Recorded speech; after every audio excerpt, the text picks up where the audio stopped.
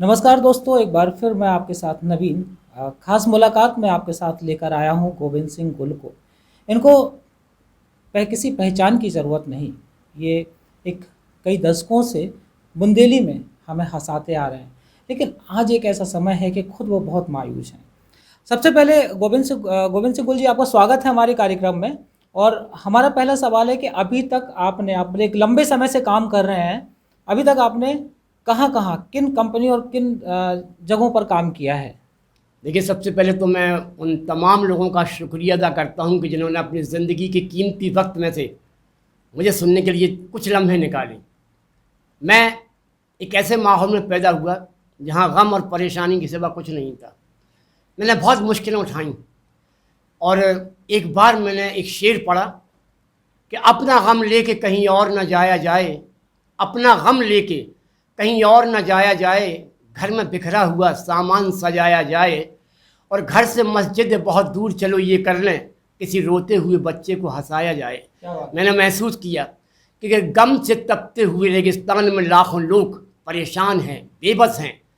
अगर उनकी ज़िंदगी में मैं मुस्कुराहट की थोड़ी सी बारिश कर दूं तो ये बहुत बड़ा पुण्य का काम होगा, एक बहुत बड़ी चीज़ होगी। उस दिन से मैंने फैसला किया कि मैं अपना सारा जीवन लोगों को हंसाने में निकाल दूंगा।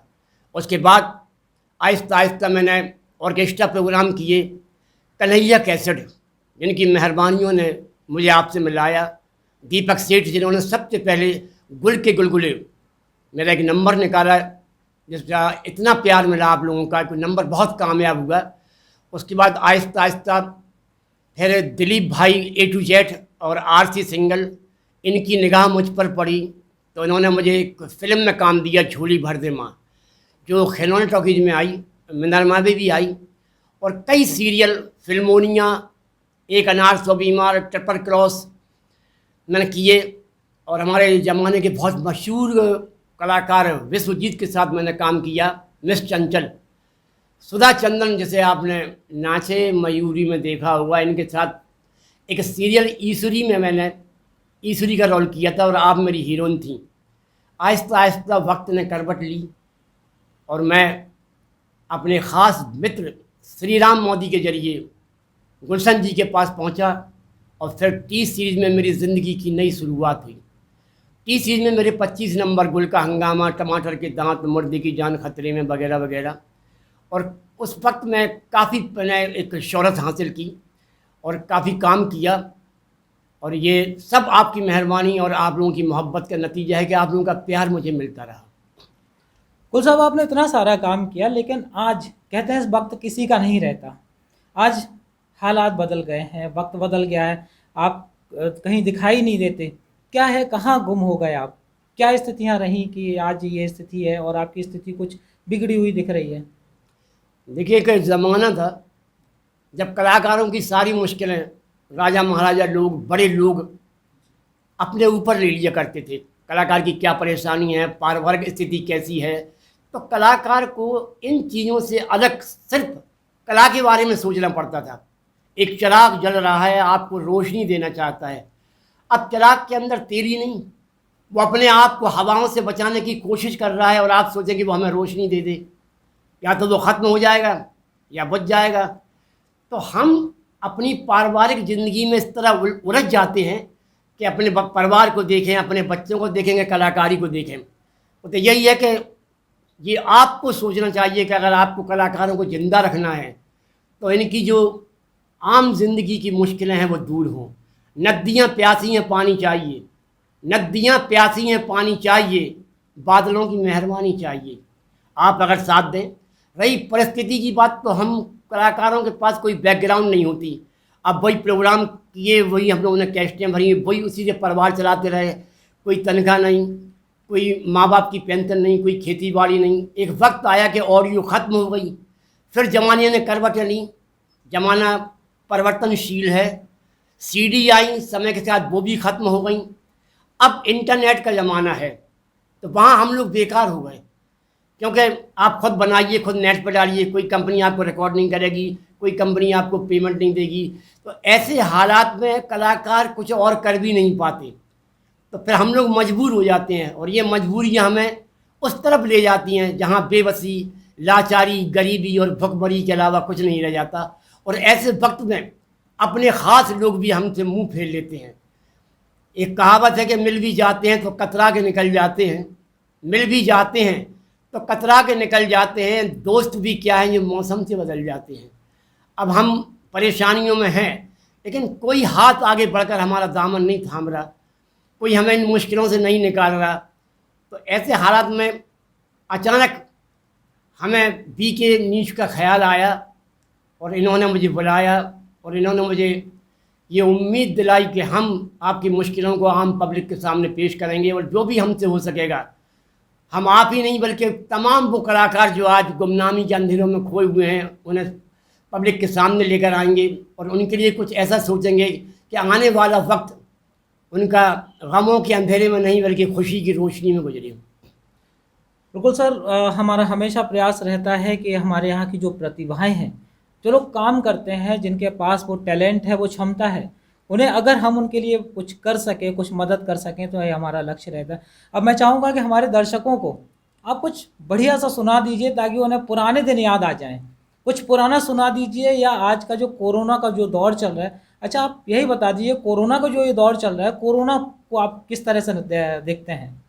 देखिए, मैं सिर्फ बुंदेलखंडी भाषा में ही मतलब प्रोग्राम देता हूँ, चुटकुले सुनाता हूँ। बुंदेलखंडी जैसे मोहब्बत, प्यार, यहाँ की मिट्टी की भीनी भीनी महक, यहाँ की हवाओं की खुशबू कहीं भी देखने को नहीं मिलती। बुंदेलखंड की भाषा भी बहुत प्यारी है। एक बुंदेलखंडी लतीफ़ा है कि जो महिलाएं पढ़ लिख नहीं पाती, क्योंकि महिलाओं का पढ़ना बहुत ज़रूरी है। जब एक गाड़ी के दोनों पहिए बराबर होंगे तभी ज़िंदगी की गाड़ी चलती। अब एक पहिया ट्रैक्टर का, दूसरा ट्रक का, गाड़ी चल ही नहीं सकती। तो एक महिला जो पढ़ी लिखी नहीं थी, उसके पति बीमार पड़ जाते हैं। अब वो डॉक्टर साहब के पास पहुंची। डॉक्टर साहब ने पूछा, भाई क्या बात है? बीमार हो गए। तो कौन हो गए? पप्पू के पापा हो गए। अरे रे रे रे, भाई कोई बात नहीं है, क्या हुआ? अब बुखार है, हाथ पैरों में दर्द है, बहुत क्या बताएं, पूरे रात भर चिल्लाते ही रहते, हम तो सो नहीं पाते। अब एक काम करो, मैं पुड़िया बना के दे रहा हूँ दवाई की, उन्हें खिला देना और मैं लिख दे रहा हूँ कब कब खिलाना है। अब हम डॉक्टर साहब पढ़े लिखे तो है नहीं, लिखने से क्या हो रहा बता दो। एक काम करना, आप एक के कलदार पे रख कर जितनी भी आ जाए दिन में 3 बार खिला देना। साहब महिला चली गई। मालूम पड़ा कि उनके पति का देहांत हो गया। समाधि के पास बैठी हुई पंखा कर रही हैं। हम वहाँ से गुजरे। अरे भाभी क्या हुआ? कुछ नहीं भैया, चले गए, टांगें उठ गई। कैसे चले गए? अरे भाई साहब, हम पढ़े लिखे हैं नहीं, बीमार हो गए थे, डॉक्टर के पास गए, बोले दवाई दे देना, एक के कलदार पर रख के दिन में 3 बार। अब भाई साहब, एक का कलदार तो नहीं मिला, हमने 5 के सिक्के पर रख के 20 बार खिला दी, चले गए, छोड़ गए। अरे भाभी, इतना प्यार पति से कि आप समाधि पे पंखा कर रही? अरे प्यार मेरा कुछ नहीं है भाई साहब, वो क्या कहने की आखिरी इच्छा थी कि जब तक हमारी समाधि ना सूखे दूसरी शादी ना करना। हम सोच रहे जल्दी सूख जाए तो हम बिरजू से शादी कर लें। बिल्कुल, बहुत मज़ा आ गया। और आपके दर्शकों को आपकी पुरानी यादें भी आपकी ताज़ा हो जाएंगी। थोड़ा सा आज का जो दौर चल रहा है कोरोना का, इस कोरोना को लेके क्या सोचते हैं आप? कोरोना क्या है, आखिर क्या बला है ये? ज़िंदगी में जब हम प्रगति से धोखा देते हैं, मालिक से बेवफाई करते हैं, तो उसका कहर हमें बर्दाश्त करना पड़ता है। एक ज़माने में लाखों करोड़ों पेड़ थे, आज हमने काट दिए, मैदान बन गए, बड़े बड़े शहर बस गए। पहाड़ों से जिससे पृथ्वी का बैलेंस बनता था, उन पहाड़ों को काट के हमने रेल की पटरियाँ डाल दी।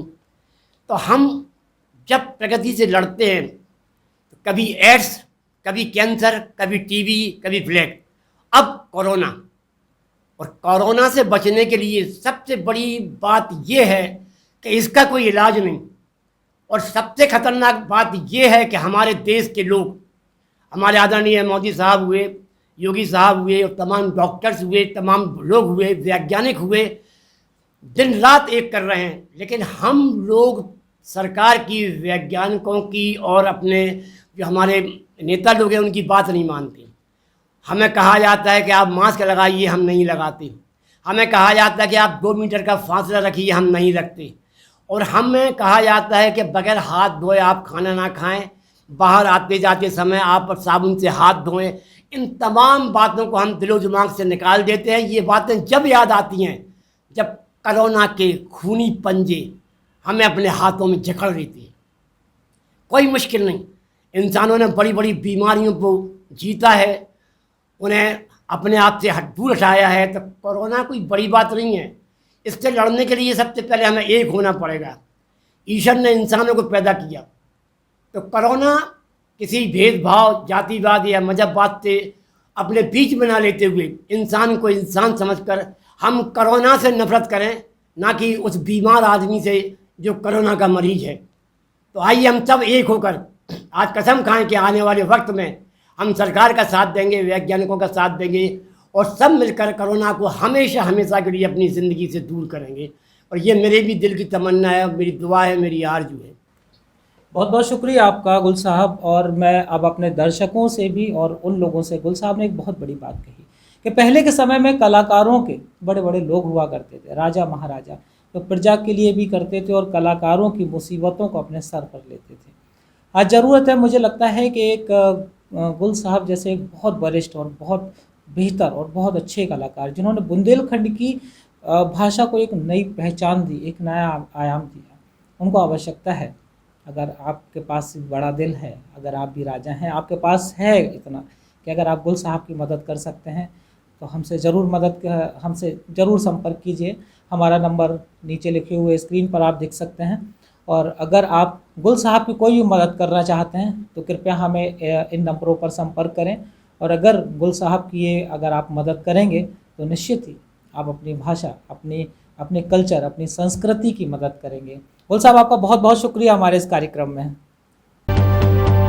मून सिटी स्केप्स बिल्डर्स प्रस्तुत करते हैं आलीशान, आकर्षक residential, commercial, JDA approved project Space Moon City. Gated complex, hi tech security और 100% पावर बैकअप के साथ प्रीमियम अपार्टमेंट और इंडिपेंडेंट विलास, साथ ही rich landscaping. Space Moon City लाए हैं आकर्षक और आरामदायक lifestyle, swimming pool, indoor game सहित आधुनिक क्लब हाउस आपके आधुनिक लाइफस्टाइल के लिए। शॉपिंग एंड एंटरटेनमेंट के लिए नेशनल और इंटरनेशनल ब्रांड्स के साथ शॉपिंग मॉल और मल्टीप्लेक्स। स्पेस मून सिटी 25 एकड़ में विस्तृत है। Perfect, luxurious and beautiful life के लिए प्रस्तुत है स्पेस मून सिटी।